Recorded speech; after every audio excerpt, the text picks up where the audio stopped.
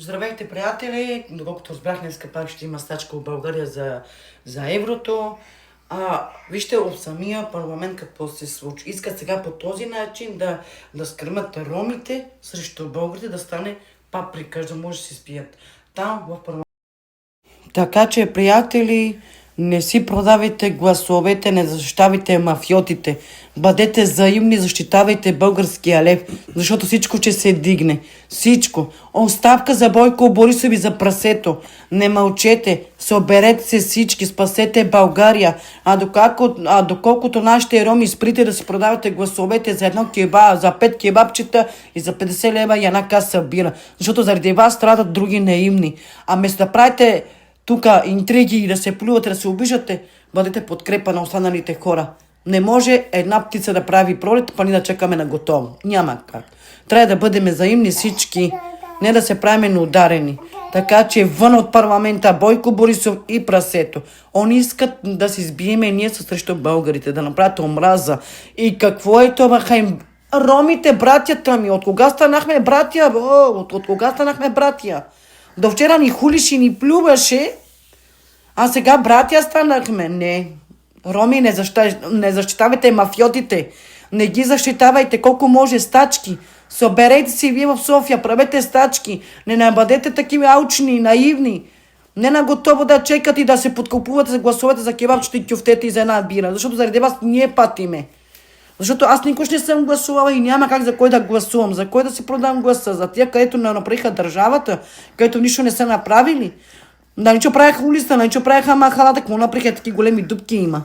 Какво направиха? Нищо не направиха. Само обещават да народи и накрая казват да го духа бедния народ. Защо така говорят? И той от прасето не се ли наяде? И той Бойко Борисов не се ли наяде, бе, Бойко? Остави малко и бедния народ да яде, бе, брат. Остави малко и он, бе. Ти като вземеш кокала, не го пускаш. Дайте хора да направим стачка, за да може да ги махнем тия гладни кучета. Стига толкова. Ще увеличават данните. Ще направят така, че еврото да влезе и тогава майката ще ни се ебе. Вие се карате за гифтари, вие се карате за кой да гифтат, вие се карате кой какво е казал, кой какво е направил интрига, ама не гледате какво се случва в България. У България не виждате какво се случва. България загива. Няма да има в картата, приятели. Бъдете взаимни. Бъдете един срещу друг. Един за всички, всички за един. Не да стоим по лайфовете, да правим интриги, да просиме гифтове. А да се съберем от... Няма Радомир, няма Кюстендил, няма Дупница, няма Благоевград. Видим от всеки един град да се събереме. Да заходим да направим и ние стачки. Не може да чекаме на 1000, например, българи, а паромите се криеме в TikTok. Не става така.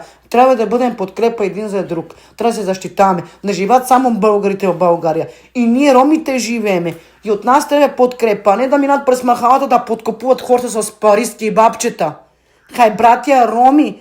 А когато каза то шишкото, че не е длъжен на циганите да получават детски, тогава защо тогава не казал братя? А сега вижда, че всички хора към него са се настроили. Хай, братя.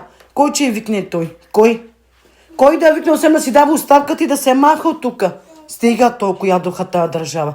Разсипаха ни България, засипаха хората, изкраднаха всичко, за хората нищо не оставиха. Не е срам, бе, гумрели кучета, гладни кучета. До кога? До кога не се наядохте вие?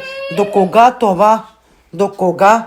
На ваше место бих си дал оставката и излизам друг да вкарат. Ама да вкара, което да оправи нещо в България. Не само с думи, че направиш апартамент наяве, нищо няма.